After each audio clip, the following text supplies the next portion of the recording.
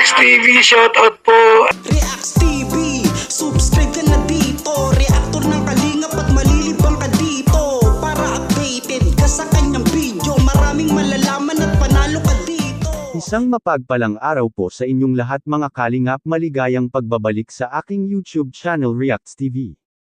Nakakakilig ang topic natin ngayon mga Kalingap VNC na pa oo na nga ba kay Kalingap Edo? At Kalingap Edo naghahanda na para sa future. Yan ay sama-sama nating tutukan mamaya mga Kalingap, pero bago ang lahat palagi po nating suportahan ang ama ng Kalingap Kuya Val Santos Matubang at Idol Kalingap Rab. Maraming salamat po at paalala lang po mga Kalingap, panuurin at tapusin ang video ng buo para malaman mo kung ano ang nilalaman nito bago mag-comment, at huwag ring kalimutang mag-like sa video na ito. Ngayon balik tayo sa topic. Grabe ang tindi talaga ang tambalang EDC mga Kalingap, biruin niyo po, bumibisita pala sila Idol Eds Kalingap Rab at ang team sa bahay nila VNC after magsamba po. At may dala pa itong malaking box mga groceries. Grabe, napakabait talaga ng mga EDC Global supporters at Kalingap Edu supporters. Ngayon tatalakayin po natin mga Kalingap kung ano ang reaksyon ni VNC na mag-iibang bansa sila Idol Eds mga Kalingap. Habang nasa baybayin ang dalawa mga Kalingap ay napasabi si Idol Eds na ang swerte mo VNC, maraming biyaya ka na namang natatanggap at sana ay huwag kang magbabago para marami pa tayong mapupuntahan. Grabe ang sweet naman itong Idol Eds natin mga Kalingap, sabi pa nga niya ni VNC, siguro nagsasawa ka na dito sa inyo ano. Pero kung ako ay gustong gusto ko rito, at sabi naman po ni VNC mga Kalingap ay may mga karanasan na masama sa kanilang lugar tulad ng bagyo, kaya hindi malilimutan ni VNC sa kanyang isipan lalo na ay wala pa silang sariling bahay. Ngayon balik tayo sa topic. Grabe talaga itong si Idol Eds mga Kalingap, gusto niya pala na dadalhin si VNC sa Hong Kong mga Kalingap. Wow na wow, kaso lang ay wala pa siyang passport.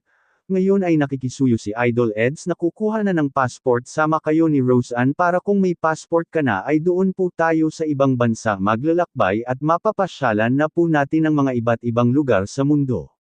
Oo diba mga Kalingap, ganyan po ang idol natin. Sa palagay ko ay totoo lahat ang mga sinasabi ni Idol Eds, hindi po ito scripted. Kitang-kita naman po natin mga Kalingap na kung gaano ito ka-sincere ni VNC, dahil iba kung magmahal ang mas bata sa'yo lalo na ngayon. Sabi ni Idol Eds ay lalo kang gumaganda ngayon VNC, saan ka galing? Nagsasamba po. Yan ay sagot ni VNC. So habang nag-uusap ang dalawa ay tinatanong ni Idol Eds, ano VNC, kukuha ka na ba ng passport na pa? Oo si VNC, dahil gusto po na niyang maglibot at gusto na niyang makapunta sa ibang bansa. So di ba mga Kalingap, kinikilig na naman ang ating mga kababayan dyan, ang ating mga magigiting na OFW. EDC Global supporters, at Kalingap Edu supporters. So habang napa-appear na naman itong si Idol Eds, hinawakan niya ang kamay ni VNC na parabang ang tagal na nilang hindi magkikita.